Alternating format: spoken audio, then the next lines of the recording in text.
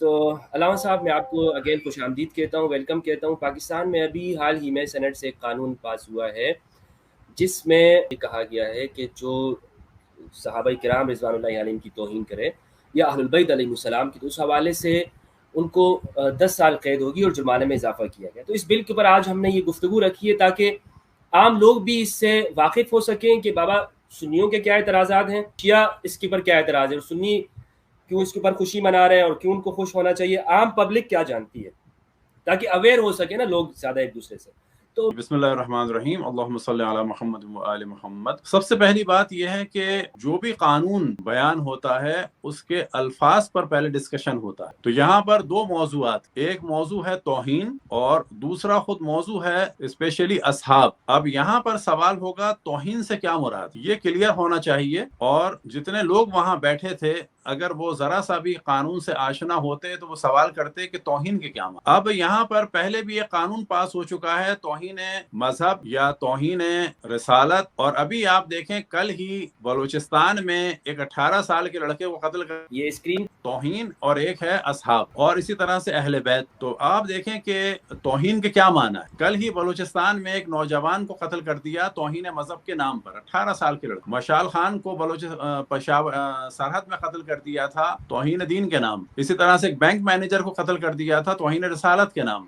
تو پہلے کلیئر ہونا چاہیے کہ توہین کے کیا مفہوم۔ اب یہاں پر ہم مثالیں دیتے ہیں کہ توہین رسالت کا قانون بھی مس یوز ہو رہا ہے۔ فرض یہ کریں کہ ہم ایک مسیحی کو کہتے ہیں کہ تم مسلمان ہو جاؤ، وہ جواب میں کہتا ہے کہ مجھے کسے ماننا ہوگا، میں کہوں کہ رسول اللہ صلی اللہ علیہ وآلہ وسلم، اور وہ پلٹ کر فرض یہ کر لیں کہ اب اس میں ممکن ہے کسی کو ناگوار گزرے، صحیح بخاری کی وہ روایت دکھا دے کہ جس میں معاذ اللہ معاذ اللہ معاذ اللہ لاکھوں دفعہ معاذ اللہ، رسول اللہ صلی اللہ علیہ وآلہ وسلم نے بخاری کے بقول کئی دفعہ خودکشی کی کوشش کی۔ اگر وہ یہ کہے کہ میں ایسے نبی کو نہیں مانتا تو کیا یہ توہین کر رہا ہے، یا وہ ہماری کتابوں سے ہمارا چہرہ دکھا رہا، یا مثال کے طور پر وہ کہہ دے کہ اچھا علامہ صاحب، اس طرح تو روایتیں جو ہے نا، جو بہت ساری روایتیں ہیں وہ تو پھر وہ کہی جا سکتی بھائی شیعہ کتابوں کے اندر بھی موجود ہے، تو کہیں بھی ہو سکتی ہیں، ہم تو جنرل بات کر۔ سوال یہ پیدا ہوتا ہے کہ بڑے آرام سے کسی کو ایتھیس بنا دیں، کسی کو ملحد بنا دیں، یہ بھی تو دیکھنا چاہیے نا وہ کس بات پر اعتراض کر رہا ہے۔ اگر وہ ہماری بات ہمارے منہ پر مار رہا ہے یا ہمارا نظریہ ہمیں دکھا رہا ہے تو کیا یہ توہین کر رہا ہے، یا یہ وہ بتانا چاہ رہا ہے کہ بابا میں مطمئن نہیں ہوں اس دین سے یا اس مذہب سے۔ وہ کچھ بھی بیان کر سکتا ہے۔ صحیح ہے۔ تو پہلے تو یہ کلیئر ہو کہ اگر وہ بات اس دین یا مذہب میں لکھی ہو تو وہ توہین مانی جائے گی یا نہیں مانی جائے گی۔ مثال کے طور پر اس وقت بہت سارے نوجوان ایسے ہیں کہ جو کنیز اور غلام کے مسئلے میں اسلام کو چھوڑ رہے ہیں۔ اب اگر ان کو یہ اعتراض ہو اور کہیں کہ ہم نہیں مانتے ایسے دین کو، تو ان کا اعتراض کا جواب دینا ہوگا یا صرف ان کو ملحد کہہ کے جو ہے قتل کرنا ہوگا۔ تو پہلا مسئلہ یہ ہے کہ توہین بیان کرنا ہوگا کہ توہین سے مراد کیا ہے۔ لہٰذا یہ والا موضوع انڈیا میں بھی آئے گا۔ دیکھیں نا، انڈیا میں ابھی جو مسئلہ اٹھا تھا، اول تو یہاں لوگوں کو سمجھ لینا چاہیے کہ جتنا یہاں پر ٹینشن کریٹ کی جائے گی اس کا نتیجہ انڈیا میں نظر آئے گا، کیونکہ وہ لوگ آئیڈیالائز کرتے ہیں کہ اگر آپ یہاں پر یہ قانون بنا سکتے ہیں تو وہ بھی بنا سکتے ہیں۔ آپ کو اگر یہاں پر حق ہے مثال کے طور پر ہندوؤں کو دینیات پڑھانے کا، تو وہ کہتے ہیں کہ وہاں پر تم بھی جو ہے وہ پڑھو ہندوتو۔ اب اگر وہ یہ کہتے ہیں، مثال کے طور پر آپ دیکھیں یہاں پر ایک مولوی نے کہا کہ اشہد ان علی ولی اللہ و وصی و رسول اللہ و خلیفتہ بلا فصل، جو ہے وہ توہین ہے۔ تو اب یہاں پہ سوال ہوگا کیا اذان کو بند کرنا پڑے گا کیونکہ وہ مولوی کہہ رہا ہے توہین ہے؟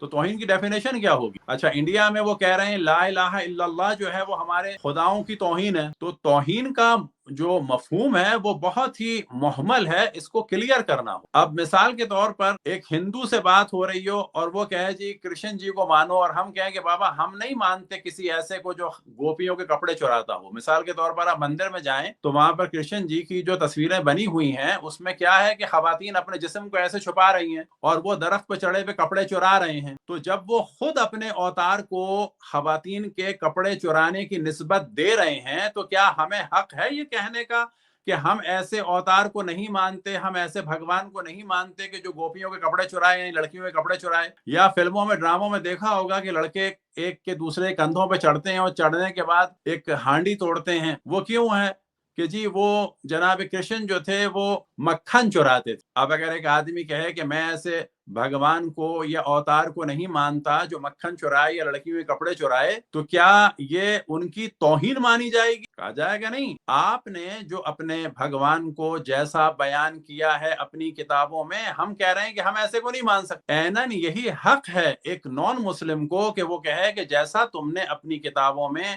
اپنے رسول کو بیان کیا ہے میں نہیں مطمئن اس سے. زور ہے کیا؟ یہ تو ہمیں آگے سوچنا ہوگا. زبردستی کسی کو مسلمان نہیں رکھ سکتا. اپنی ہماری نسلیں یہ سوال کریں گی, اور اس وقت ہو رہا ہے. مثال کے طور پر 2 دیوبندی علماء ایتھیس ہو چکے ہیں, جن میں سے ایک گرفتار بھی ہیں کیونکہ وہ فیس بک پر اللہ کے خلاف لکھتے تھے. اس وقت پاکستان کے مختلف لوگ دنیا بھر میں جو پاکستان سے اگر چینل نہیں چل رہے تو نہ سمجھیں کہ لوگ یہاں پہ ملحد نہیں ہوئے. یہ سلسلہ چل رہا ہے. تو یہاں پر 2 چیزیں, یا ہم ان کا جواب دیں اور یا پھر ہم کوئی معجزہ کر کے دکھا دیں. معجزہ ہم کر نہیں سکتے, اور اگر ہم جواب نہیں دے سکتے تو پھر سامنے والے کو حق ہے کہ وہ اپنی عقل کو استعمال کر کے نظریہ بنے. تو یہ چیز ذہن میں رکھیں کہ توہین کے ڈنڈے کو استعمال نہیں کیا جا سکتا. کوئی بھی دین استعمال نہیں کر سکتا اور کوئی بھی مذہب استعمال نہیں کر سکتا, اس سے سوائے افراتفری کچھ نہیں. تو یہاں پر سب سے پہلی گفتگو ہوگی توہین کیا, اور یہ مثالیں دے چکے. اب مثال کے طور پر بریلوی دیوبندیوں کو کہتے ہیں گستاخ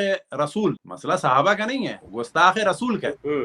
یا مثال کے طور پر جو کتاب لکھی گئی انڈیا میں کہ جس کا نام بھی مناسب نہیں ہے, رنگیلا رسول, کیا اس کے تمام مصادر, اب ہم نام نہیں لیتے کسی کی دل آزاری ہو, کیا مسلمان کتابوں کے نہیں تھے؟ کیا اس نے وہ کتاب ہوائی طور پہ لکھی تھی؟ اس نے جھوٹے مصادر لکھے تھے؟ کیا اس نے رسول اللہ صلی اللہ علیہ وسلم کی توہین اپنی کتابوں سے کی تھی؟ کیا اس نے رسول اللہ صلی اللہ علیہ وسلم کے لیے ناول لکھا تھا کوئی؟ اس نے تو جب کتب کا ترجمہ ہوا خصوصاً سیاہ ستہ کا اردو میں, تو کیونکہ یہ لوگ اردو جانتے تھے, ان لوگوں نے ان کتابوں سے ہمارے نبی کو پہچانا. اب یہاں پر اگر وہ ان چیزوں کو جمع کر کے ہمارے منہ پہ مار رہے ہیں تو کیا وہ توہین کر رہے ہیں یا ہمیں آئینہ دکھا رہے ہیں کہ بابا سوچو؟ یا سلمان رشدی نے جو کتاب لکھی تھی سیٹینک ورسز, اس کی کتاب کا دار و مدار حدیث غرانیق پر تھا. حدیث غرانیق کے بارے میں مثال کے طور پر ابن حجر نے بھی لکھا ہے کثرت الطرق يدل على صحته. اتنی زیادہ طرق بیان ہوئی ہیں حدیث غرانیق کی. حدیث غرانیق کیا ہے ممکن ہے عام لوگوں کو نہ پتا ہو, کہ جب معاذ اللہ سورہ نجم کی آیات نازل ہوئیں, افرأیتم اللات والعزی والمنات ثالثۃ الاخری, یہ تو ہے قرآن. تو معاذ اللہ اب یہ بات اب کرتے ہیں تو اس میں خود ایسا لگتا ہے کہ جی ہم کوئی مناظرہ کر رہے ہیں. تو بخاری کے مطابق اور دیگر کتب کے مطابق کہ شیطان نے رسول اللہ صلی اللہ علیہ وسلم کی زبان پر معاذ اللہ جو ہے وہ القاء کر دیا. کیا القاء کر دیا؟ تلک الغرانیق العلی فإن شفاعتہن لترتجی.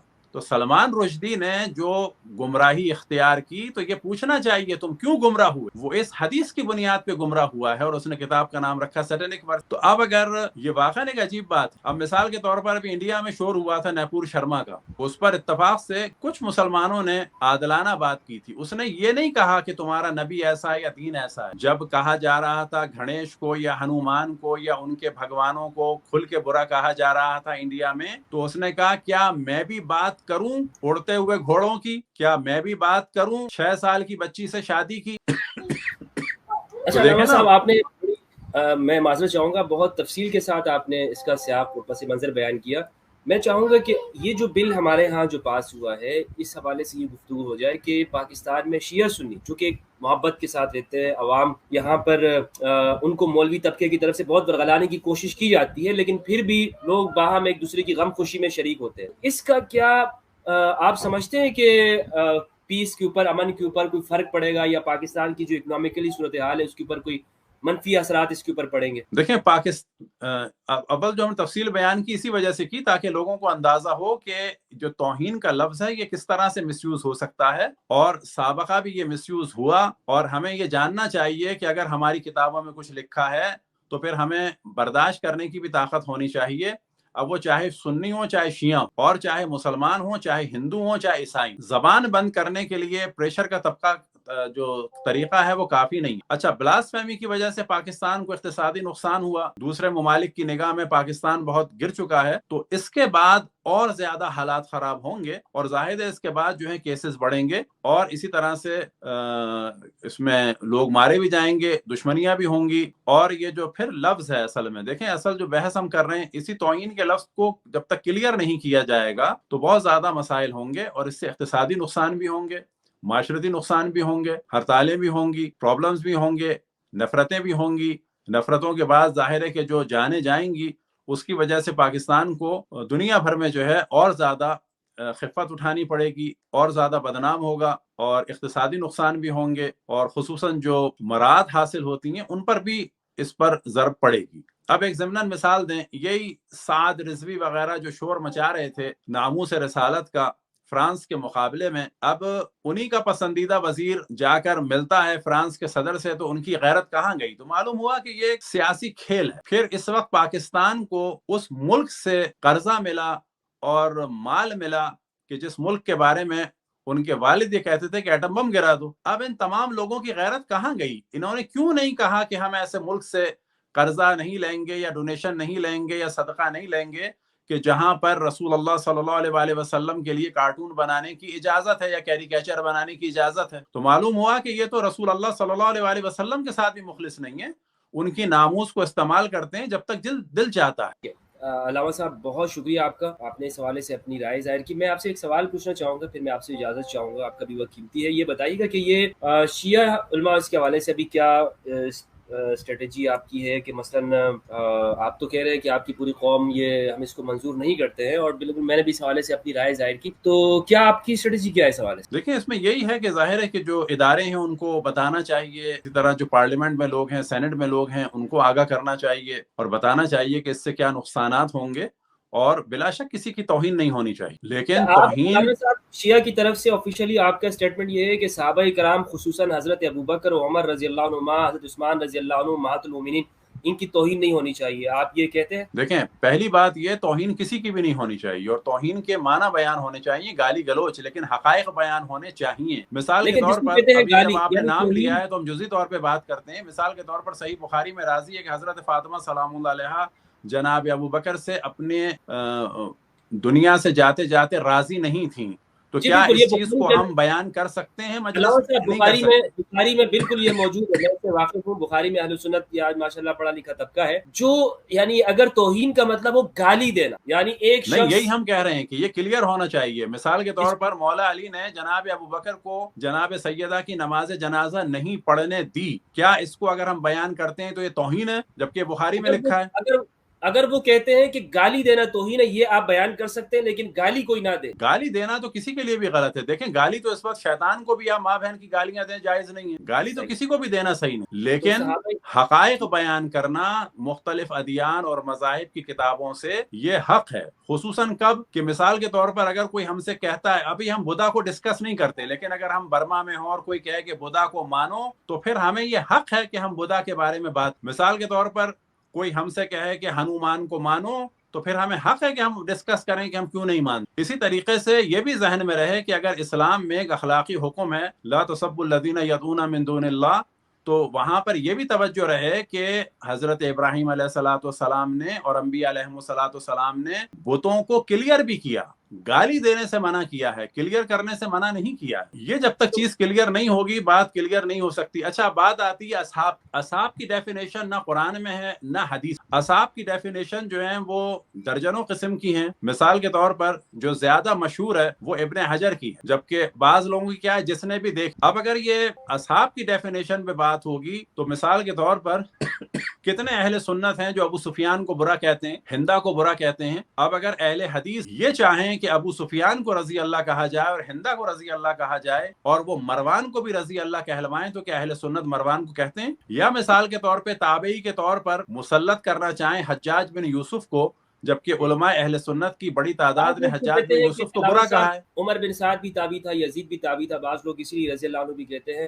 تو اب یہ دیکھیں نا, معاملہ بڑھتا چلا جائے. اب جیسے کہ ایک مولوی ہیں اہل حدیث کے بندیالوی, وہ کہتے ہیں کہ یزید کو اگر برا کہا گیا تو پھر ہم اس کے باپ کا دفاع نہیں کر سکتے، تو اس کا مطلب یزید کا دفاع کریں۔ بالکل بالکل، آپ کا موقف پہنچ گیا علامہ صاحب۔ میں جتنا سمجھوں وہ یہ ہے کہ کرٹیسائز آپ لوگ کہتے ہیں کہ حقائق آپ بیان کریں گے، لیکن توہین جس کو گالی دشنام کہتے ہیں، سب و شتم کہتے ہیں، وہ نہیں۔ اچھا، اس میں ایک چیز اور بھی ہے، یہ جو تبرہ آپ کی عقائد میں شامل ہے شیعہ میں، تو تبرہ کے حوالے سے ہمارے اہل سنت میں یہ کہ یہ اس پہ پابندی ہونی چاہیے، تو کیونکہ مثلا تبرہ کو آپ کیسے ڈیفائن کرتے ہیں؟ تبرہ سے مراد یہ ہے کہ لان تان ہوتی ہے آپ کو ممبروں کے اوپر، تو بیسیکلی جس چیز کو میں سمجھا ہوں، تو کیا یہ درست ہے کہ آپ کے ہاں جو تبرہ جو عقیدہ ہے، اگر ہے، اس کا مجھے زیادہ علم نہیں ہے، اگر وہ ہے تو اس کا مطلب گالی ہے، سب و شتم ہی ہے؟ نہیں، گالی تو بالکل بھی نہیں ہے۔ صحیح، تبرے سے مراد ہوتی ہے برات کا اظہار۔ گالی گلوچ تو ہم کہہ چکے ہیں کہ کسی کے لیے بھی صحیح نہیں ہے، شیطان کے لیے بھی صحیح نہیں۔ بالکل۔ ہاں، اب یہ گالیوں کی اگر بات ہوتی ہے تو یہاں پر دیکھا جائے گا کہ مولا امیر المومنین پر معاویہ کی جانب سے گالیوں کا سلسلہ ہوا، تو وہاں پر کیا حکم ہے ان کے لیے؟ وہاں تو سب آیا ہے نا لفظ گالیوں کا، تو یہ قانون ایک بنانا ہوگا نا۔ صحیح مسلم کی روایت نا، اگر چوتھے خلیفہ کو گالی دینا حلال ہے اور اس کے بعد بھی کوئی رضی اللہ ہو سکتا ہے، پھر تو اس کا مطلب ہے کہ یہ کیا قانون؟ یا مثال کے طور پر اگر خلیفہ سے جنگ کی جا سکتی ہے تو پھر یہ اس کے کیا معنی؟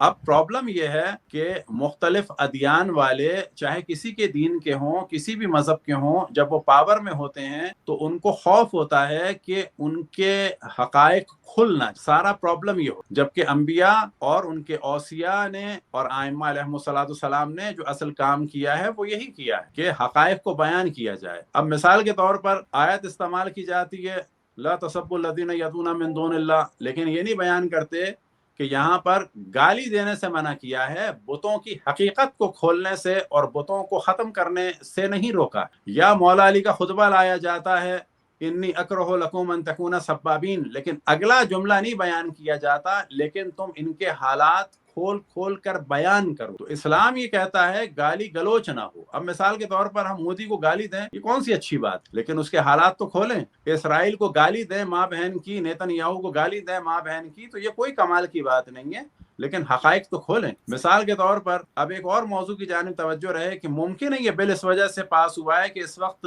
مذاکرات چل رہے ہیں آرمی کے طالبان کے ساتھ۔ اب یہ ذہن میں رکھیں کہ طالبان کو آپ کبھی بھی راضی نہیں کر سکتے۔ اس معاملے میں ہمارا پورا ایک لیکچر ہے اپیزمنٹ کے نام سے۔ اپیزمنٹ کیا ہے، اس کو اگر لوگ سمجھ جائیں کہ سیکنڈ ورلڈ وار سے پہلے جو پرائم منسٹر تھے انگلینڈ کے، ان کا نام تھا چمبرلین۔ چمبرلین نے بڑی کوشش کی تھی ہٹلر کو سمجھانے کی اور مذاکرات کی۔ ان مذاکرات کو اور سمجھانے کے مرحلے کو اس وقت بھی پولیٹکس میں کہا جاتا ہے اپیزمنٹ، اور اس سمجھانے کو بعض لوگ کہہ رہے تھے کہ یہ فائدے مند نہیں ہے، کیونکہ ہٹلر روڈیں بنا رہا تھا، ریل کی پٹریاں بچھا رہا تھا، فولاد کے کارخانے بنا رہا تھا، اسلحے کے کارخانے بنا رہا تھا، اور یورپ تک روڈوں کو آگے بڑھا رہا۔ لیکن چمبرلین جو ہیں وہ کہہ رہے تھے کہ نہیں، یہ جنگ نہیں ہوگی کیونکہ میں مذاکرات کر رہا ہوں۔ تو یہ دیکھنا چاہیے کہ جن سے آپ مذاکرات کر رہے ہیں اگر وہ دن بدن پاور میں آ رہے ہیں اور آپ کو بلیک میل کر رہے ہیں، تو یہ پاکستان آرمی کو بھی جاننا چاہیے کہ طالبان اس وقت بلوچستان کے بھی دعوے دار ہیں اور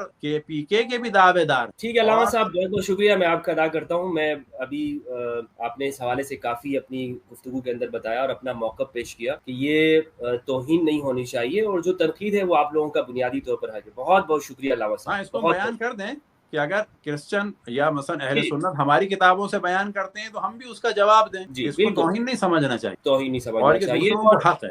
اچھا، خصوصاً کب حق ہے کہ جب آپ دعویٰ کر رہے ہوں، اس کو بات کو ہم کلیئر کرتے ہیں۔ دیکھیں، کرسچن کو یا تو آپ کرسچن چھوڑ دیں، ہندو کو آپ ہندو چھوڑ دیں، جب آپ اس سے کہیں گے کہ مسلمان ہو جاؤ تو اس کو پورا حق ہے سوال کرنے، بہترین، اور وہ کہے گا تم ایسے نبی کو مانتے ہو، میں نہیں ماننا، تم ایسی کتاب کو مانتے ہو، میں نہیں ماننا چاہتا۔ یا آپ تبلیغ نہ کریں، یا آپ کسی سے خواہش نہ کریں کہ جن کو مانو ان کو مانو، اور اگر کوئی خواہش کرے گا تو پھر یہ سامنے والے کا حق ہے کہ وہ ہماری کتابوں سے وہ جواب۔ بہت بہت شکریہ علامہ شہریار رضا عابدی صاحب۔